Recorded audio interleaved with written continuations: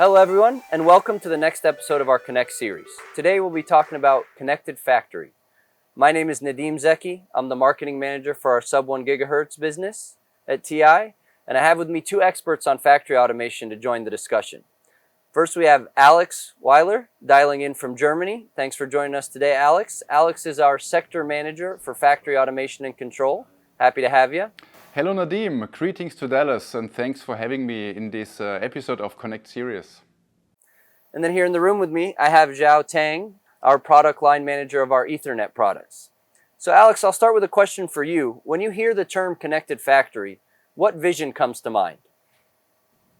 One vision is the fast and direct communication between any sensor, actuator and robot across the entire factory floor, enabling actually robust and secure as well as safe communication between humans and machines. Yeah, thanks, Alex. That's a very interesting vision. Zhao, what vision comes to your mind when you hear the term connected factory? Well, I think Alex covered pretty much everything. I just want to emphasize Ethernet is a great part of it. You cannot have a connected factory without Ethernet. Okay, yeah. And Zhao, when you think about Ethernet and its role in connected factory, what are the kind of problems that Ethernet helps solve? So I would say the biggest one is the huge amount of data that is going to be needed for this connected and automated factory, right? I mean, think about what we just went through a few years ago during COVID, right? You want the factory to keep running without people in the factory, right? Mm-hmm. So a lot of automation is really going to be needed.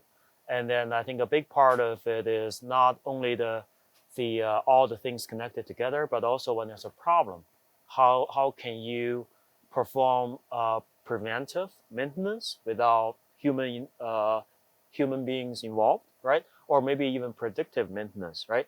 So this all translates to a huge amount of data, right?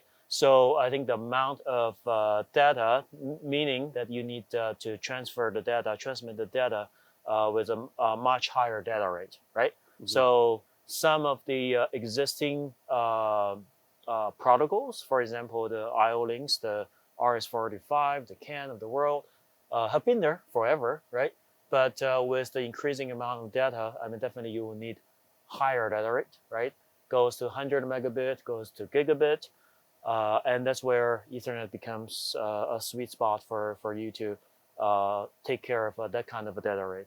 Another thing I would say is the time synchronization or the timing sensitive network, or TSN is an acronym for it, right? And there are certain IEEE protocols like a 1588 v2.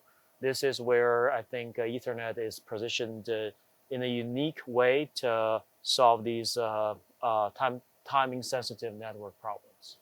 So it sounds like Ethernet helps us get a more automated factory with its ability to have higher data rates and better synchronization. Yep. Alex, what would you add to that in terms of the trends we see in factory automation, and especially when we hear about Industry 4.0? The trends are clearly the digitization of the entire factory, and we have seen, especially the last couple of years, how important the automation is in the industry and for our factories. At the end, it enables our companies and customers to optimize their processes. They can increase the throughput and the efficiency, while they also reduce the waste and especially the energy. But with this comes more and more data, whether this is processed at the edge or in the cloud. We need a higher sophisticated interface and communication like IO Link and Ethernet, especially single pair Ethernet. Okay. Thanks, Alex. Yeah, it's very interesting to hear. And I want to pivot a little bit then from what we see in the market and trends as a whole to maybe more customer-specific things. So, Zhao, when you're speaking to customers in the factory automation space, what kind of problems and topics do you hear that are top of their mind? So I would say a couple of things. First of all, you want to be as robust as possible, right? So there are a lot of so in a factory, you're working in a I would call harsh environment, right? So how immune your system really is, right? Your wires are really are to the disturbance from the external world, right? So being robust and this translates to the different EMC requirements, the EMI requirements, and all that. So that is definitely very important. Another thing I would say, I remember I was saying there are some older protocols which are still widely being used, and I don't see them going away. But there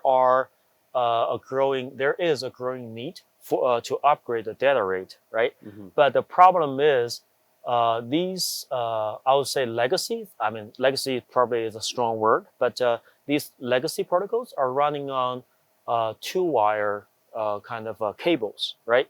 So think of IO-Link, right? So these are two-wire kind of cables. Now, if you just blindly move from these legacy protocols to Ethernet, I mean, Ethernet cable, the cable that we use at home, they're not two wires, right? Right. So then there's a cost aspect of it, right? So how do you?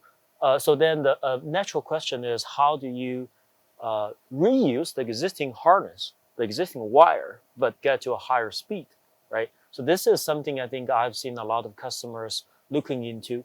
And there's a new, relatively speaking, there's a new thing called single pair Ethernet, which essentially employs the single twisted pair, a two-wire cable, but still you can transmit data at the speed of an Ethernet protocol. So single pair Ethernet, or SPE, is something that I see more and more customers are starting to look into as well.